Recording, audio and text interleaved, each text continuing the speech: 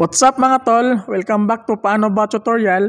So for today's video, share ko po sa inyo kung paano ma-fix yung mga unsend messages gamit ang ating Dito SIM card.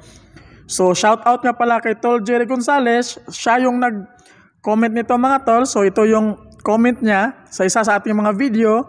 So ang problema niya, kahit na naka-VoLTE na at kompleto nakasit up na lahat sa kanyang phone, ang Dito SIM card is hindi siya makapag-text pero nakaka-receive siya ng text galing sa ibang Dito SIM user at sa ibang network. So ngayon mga tol is i-fix natin yan. So bago ang lahat mga tol, meron tayong Dito SIM giveaway. So meron akong video mga tol. So ito yung video mga tol. So sa gustong sumali mga tol is click nyo lang ang video para mapanood nyo yung mechanics.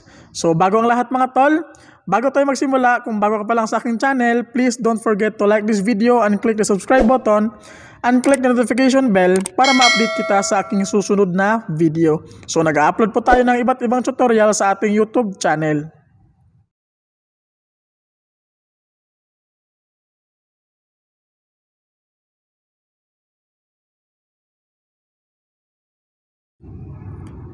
So ngayon mga tol, punta muna tayo sa ating message settings.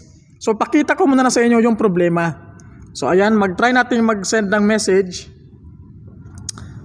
Ayan, paano ba tutorial. So yan yung i-send natin. So click ito ng send. So dito SIM user din yung sinendan ko ng message. So ayan.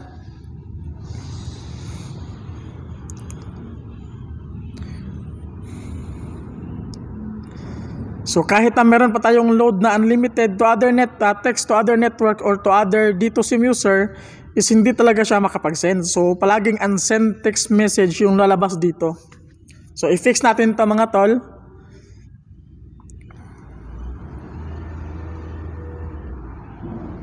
So ayan, palaging pending pa din. So wait lang tayo ng mga ilang seconds mga tol.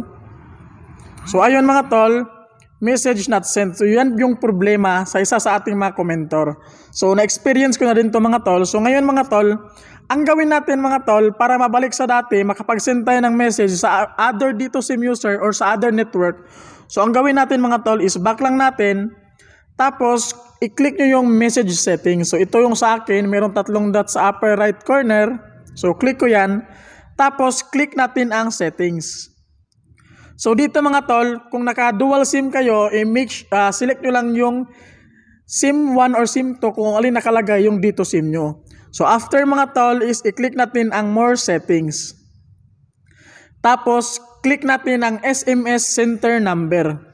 So dito mga tol, ito yung nakalagay. So palitan natin mga tol, lagyan natin ng plus +63 993 4444400. Tapos click natin ang OK. So yon, message center is successfully set.